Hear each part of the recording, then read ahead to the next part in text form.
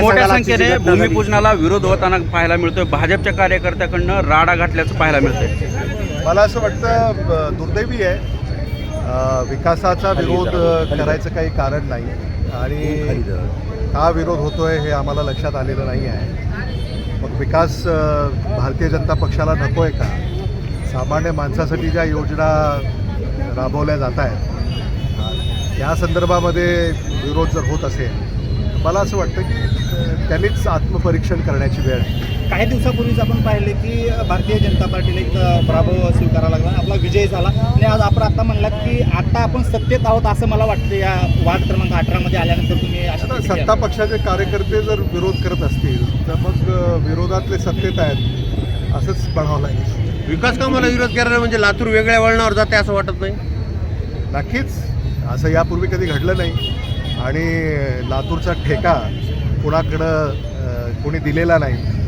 लातूर हे लातूरकरांचं आहे, त्यामुळे लातूरकरांच्या विकासाच्या आड येण्याचा हा प्रकार जो आहे हा निंदनीय आहे। पहिल्यांदा खास करून लातूरमध्ये जर म्हटलं तर वाद क्रमांक 18 मध्ये आता यापूर्वी विकासामध्ये तर गती मिळालीच आहे, मात्र याच्या पुढे कशी गती मिळणार आहे कामाला? आम्ही आमची भूमिका घेऊन लोकांसमोर जाणार आहोत आणि काँग्रेसनं नेहमीच सामान्य माणसाच्या अडचणीत धावून जाण्याचं काम केलेलं आहे आणि खरं म्हणजे लातूरमध्ये ज्या मूलभूत गरजा आहेत लातूरकरांच्या याला न्याय देण्याचं काम काँग्रेसनंच केलेलं आहे। म्हणून मला असं वाटतं की याच्यामध्ये लोकांच्या कडे गेल्यानंतर लोक आमच्या पाठीशी उभे राहतील याबद्दल माझ्या मनामध्ये कुठलीही शंका नाही। पहिल्यांदाच विकास कामाला आणि काँग्रेस पक्षाचा आवाज दाबण्याचं काम करतंय असं भाजप वाटतंय का? काँग्रेस पक्षाचा आवाज दाबण्याची कोणाची हिंमत आणि असा कोणी आव आणणार असेल तर ते अंधनमनात वावरत आहेत, यापेक्षा अधिक अशी परिस्थिती आहे असं मला वाटतं। भारतीय जनता पार्टीचे कार्यकर्ते हे जनतेची दिशाभूल झालेलं सहन करू शकत नाही।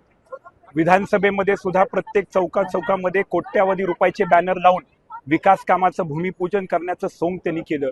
आज एकही काम तिथं पूर्ण झालेलं नाहीये आणि म्हणून आता महानगरपालिकेची निवडणूक समोर तोंडावरती आहे, त्याच्यासाठी पुन्हा एकदा दिशाभूल करण्याचा जनतेचा कार्यक्रम यांनी चालवलाय। स्टंटबाजी करतायत आणि ह्याचं प्रमाण हे आहे की मी सिटी इंजिनियरला बोललो, रोड कारकुनला बोललो, झोन प्रमुखाला बोललो, जेईला बोललो आणि सगळ्यांना विचारलं की इथं त्यांना काम करण्याचे आदेश आहेत का किंवा परवानगी आहे का.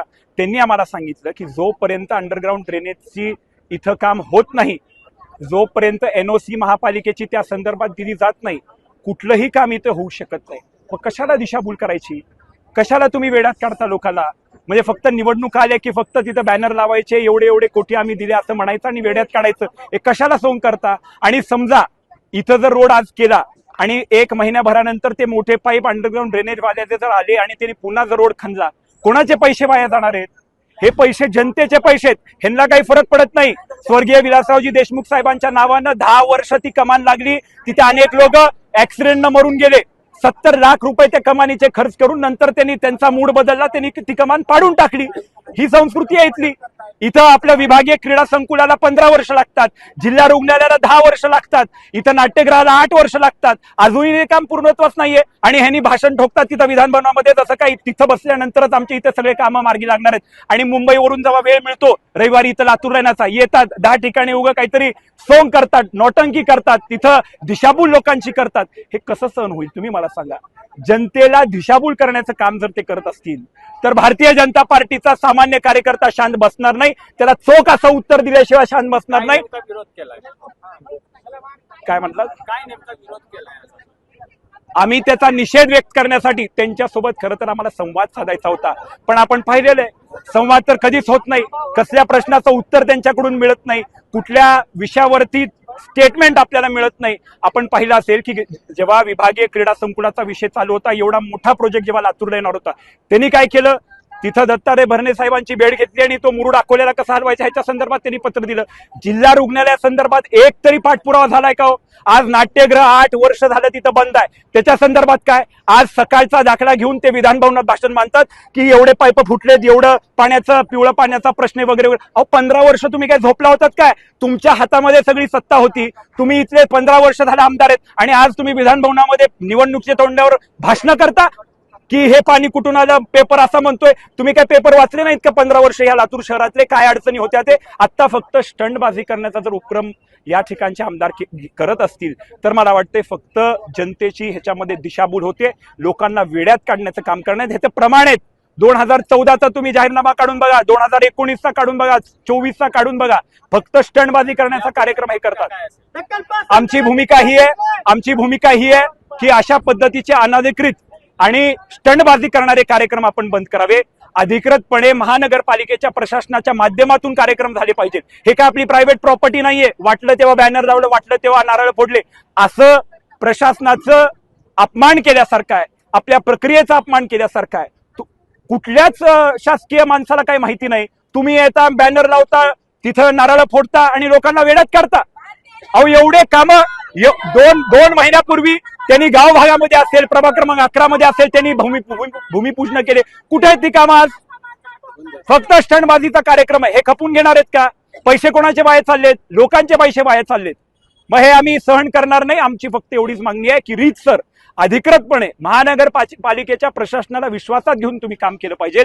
तुम्ही सन्माननीय आमदार आहात, लोकांचे इथले प्रतिनिधी आहात, तुमचा त्या ठिकाणी दायित्व आहे की आपण पूर्ण प्रशासनाला कॉन्फिडन्स मध्ये घेऊन काम केलं पाहिजे.